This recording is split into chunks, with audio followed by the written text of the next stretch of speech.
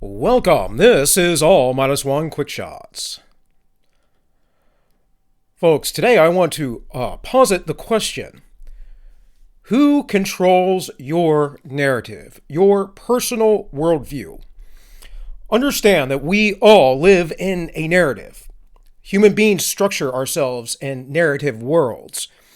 We have a story about ourselves, about other people we meet. We enjoy stories on the screen, the big screen that is, on the TV screen or the computer screen. We enjoy storytelling. We read books.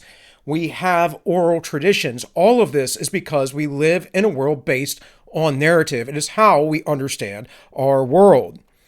And so I ask you, who is in control of your narrative? Is it the mainstream media? Is it Hollywood? Is it your entertainment? Is it the government itself? Or does the personal narrative which you subscribe to, does that come from the people, the populace, or maybe your state directly? Or are you constructing your narrative based on the free flow of information? Are you basing it off of the truth? You see, there is a scripture where Christ says that you should seek the truth, and the truth will set you free.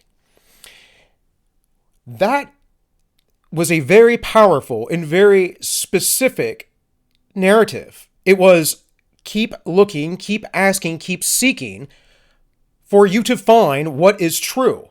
And if you do not do that, if you take the advice in the word of any organization, if you would, any institution, your professor, your college, the mainstream media, Hollywood, the government, whatever it may be, if that is all you base the narrative of your life on what is going around in the world and how you should operate in it, then I posit this: are you not a slave?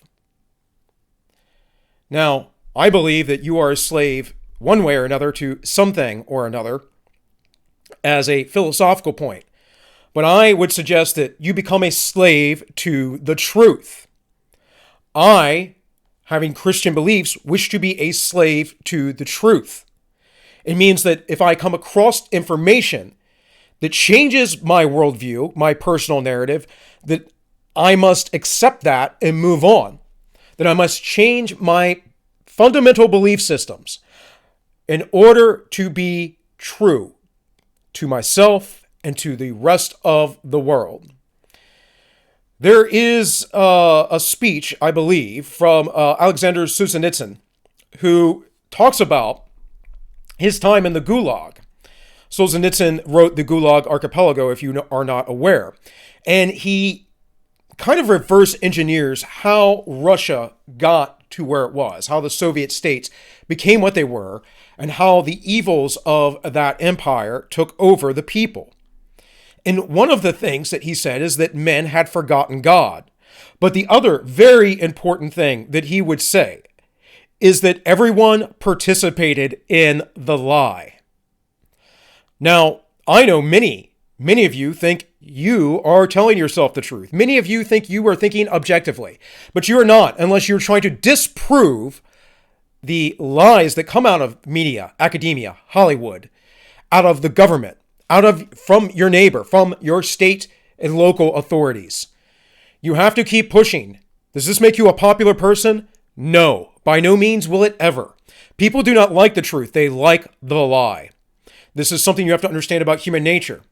But I'm asking you, what are you really a slave to? Are you a slave to what other people think, to the opinions of other folks, to the information they give that may or may not be true? Because I'm not saying that those institutions don't have truth within them. I'm saying that you should not be a slave to their opinions. I'm saying that you should think beyond that and go beyond that.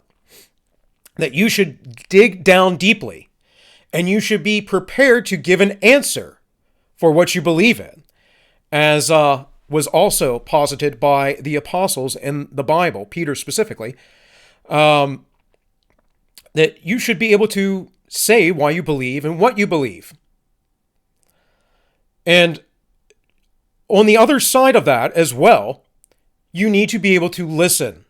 Listen to ideas that seem absurd to you, things that don't seem to be in the norm.